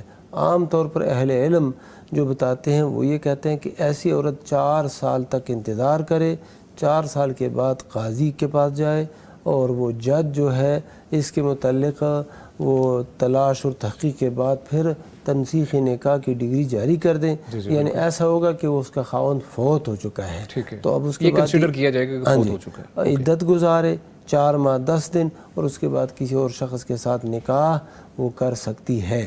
اور اگر پہلے ہی وہ جج یہ سمجھے وہ مسلمان جج کہ ابھی ہی سے اس کی حالت ایسی ہے کہ اس شخص کو یعنی کہ فوت شدہ ہی تصور کیا جائے تو اب اس کے بعد عدت گزارے اور آگے پھر نکاح کر سکتی ہے. امام بخاری رحمہ اللہ اس حوالے سے وہ کہتے ہیں 1 سال ہی کافی ہے. جب خاوند گم ہو گیا اور 1 سال تک اگر نہ اس کا معلوم پڑے تو ٹھیک ہے، نیکسٹ نکاح کیا جا سکتا ہے. کالر ان کی جانب بڑھیں گے. جی السلام علیکم. ابراہیم صاحبہ جی خانے وال سے. جی وعلیکم السلام. جی کیسے ہیں جی آپ؟ میں ٹھیک، آپ کیسے ہیں؟ الحمدللہ میں ٹھیک ہوں. کیا پوچھنا چاہیں گے آپ؟ میرا یہ کوسچن تھا، شارٹس ہوتی ہے کتنی لینتھ ہونی چاہیے جس میں نماز ہو جائے؟ اچھا جی ٹھیک ہے جی، بہت شکریہ آپ نے کال کی. مفتی نعمان فاروقی صاحب شیخ فرمائیے گا. جی مرد کے لیے نماز پڑھنے کے لیے تو یہ ہے کہ وہ گھٹنوں سے نیچے اور ناف تک، ہاں یہ سطر ہے مرد، یہ یعنی یہ ضرور ہونا چاہیے اور ادھر کندھوں پر بھی ہونی چاہیے. تو انہوں نے جو کہ شارٹس کا پوچھا ہے تو وہ ظاہر ہے گھٹنوں سے نیچے تک ہو تو ٹھیک ہے، اس سے نماز ہو جائے گی. اچھا ٹھیک ہے. اوپر سے اب کیونکہ اوپر سوال اس لیے کیا انہوں نے سوال اس لیے نے کیا کہ اب جو ہے نا کافی چھوٹی چھوٹی شارٹس آ چکی ہیں. جی جی آ چکی ہیں. بہرحال یہ اسلامی تہذیب سے تو اتنا میل نہیں کھاتی، لیکن ہم اسے اس لیے نہیں روک سکتے کہ شریعت نے جب اجازت دی ہے تو ہم خود سے ہم یہ نہیں کہہ سکتے جی یہ نہ کریں. ہم نے دیکھا کئی مسجدوں میں وہ جو بزرگ ہیں وہ جو نوجوان کبھی آئے جائیں چلے آئیں تو وہ ان کو ڈانٹنے لگ جاتے ہیں، تم یہ کیا پہن کے آگے ہو نماز پڑھنے، یہ ہے وہ ہے.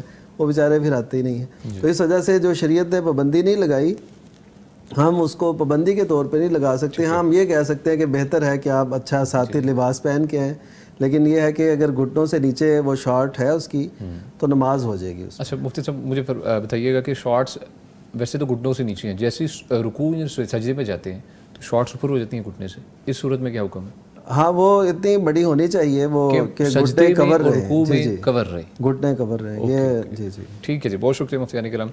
مفتی عبدالولی خان صاحب مفتی صاحب سوالات کی جانب بڑھیں گے. یوٹیوب کے کمنٹ سیکشن میں رقیہ کھوکر صاحب لکھتی ہیں جی السلام علیکم ورحمۃ اللہ وبرکاتہ. پلیز بتائیے گا کہ یہ پروگرام ریپیٹ کب ہوتا ہے؟ جزاک اللہ خیرہ. آپ کو بتاتے چلیں، ہمارے تمام تر جو ناظرین ہیں دیکھنے والے ان کو بتاتے چلیں کہ یہ پروگرام جو کہ تھرسڈے کو ہوتا ہے، جمعرات کو جو لائیو پروگرام چلتا ہے وہ دوبارہ سے جو ریپیٹ ہوتا ہے وہ فرائیڈے کو جمعے کو ٹھیک 12 بجے دوپہر ریپیٹ ہوگا. اور اسی طرح جو سوموار والے دن ہم لائیو آتے ہیں تو نیکسٹ ڈے مطلب منگل والے دن 2 بجے ریپیٹ آپ دیکھ سکتے ہیں پیغام ٹی وی پہ آپ یہ شو کو. آگے مفتی صاحب چلتے ہیں. سیف خان صاحب لکھتے ہیں کہ عربی دعائیں نماز میں تشہد کے پہلے پڑھی جاتی ہیں یا بعد میں؟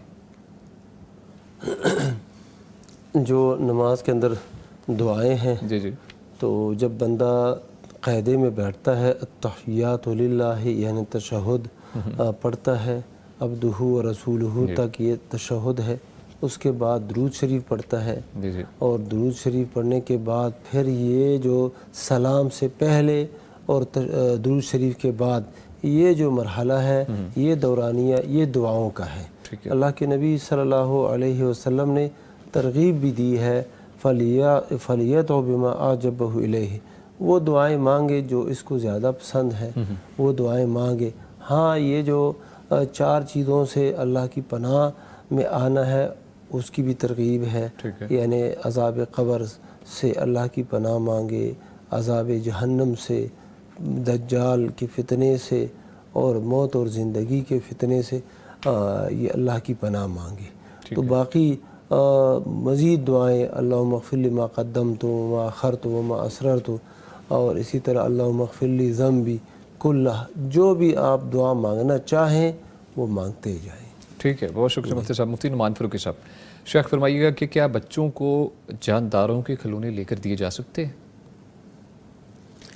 جی، جو جاندار ہیں جی ان کے کھلونے، حضرت عائشہ رضی اللہ تعالیٰ عنہ کی ایک روایت سے اس کا وہ ملتا ہے ثبوت کہ ان کے پاس ایک گھوڑا تھا جس کے پر بھی تھے۔ اچھا، اور صحیح بخاری میں یہ روایت موجود ہے۔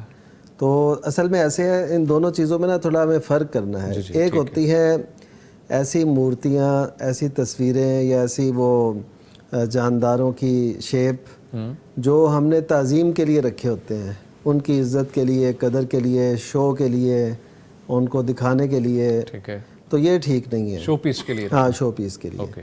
تو اگر وہ ہو ایسا کوئی کھلونا جس کو بچے کبھی ادھر دھکیلتے ہیں، مٹی میں پڑا ہے، فرش پہ گرا ہے، اس کی تعظیم نہیں ہو رہی، جی بالکل، تو وہ خیر ہے، اس میں وہ کیا جا سکتا ہے۔ تو کھلونے چونکہ بچوں کے لیے ہوتے ہیں اور وہ ان کی کوئی تعظیم نہیں کر رہے، کوئی ایسا نہیں کر رہے، تو اس کا جواز ہے۔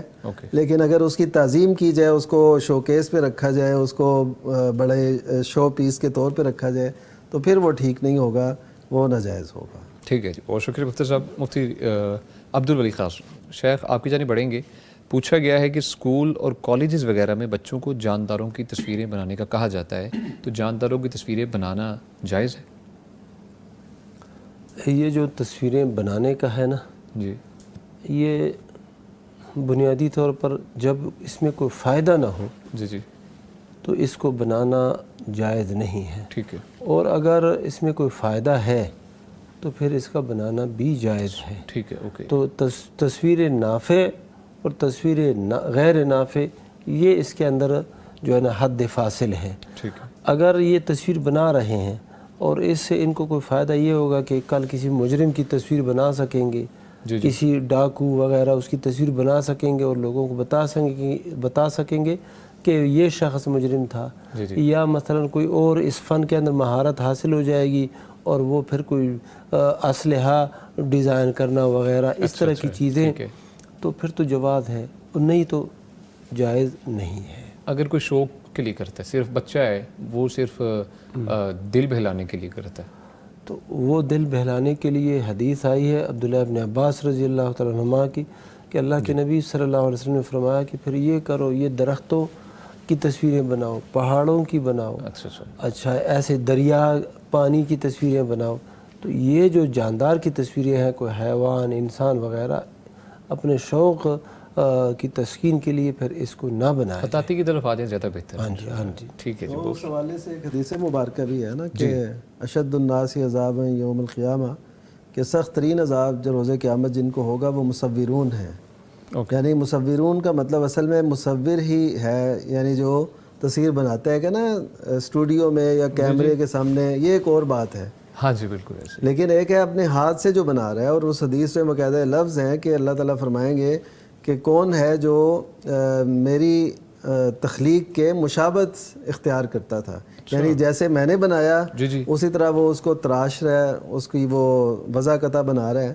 تو یہ یعنی اس حوالے سے یہ سوچ لینا چاہیے۔ یہ مفتی صاحب یہ مجسمہ سازی میں آ جاتا ہے؟ مجسمہ سازی بھی اس میں ہے اور تصویر کشی بھی اس میں ہے۔ تصویر کشی تو پیپر پہ وہ ڈھال رہا ہے نا تصویر، بلکہ یہ جو مصورون، ان پہ لعنت ہے، اشد الناس عذابا یوم القیامت المصورون، اس میں اس کا مصداق اول، سب سے پہلا جو مصداق ہے وہ یہی مجسمہ ساز ہے۔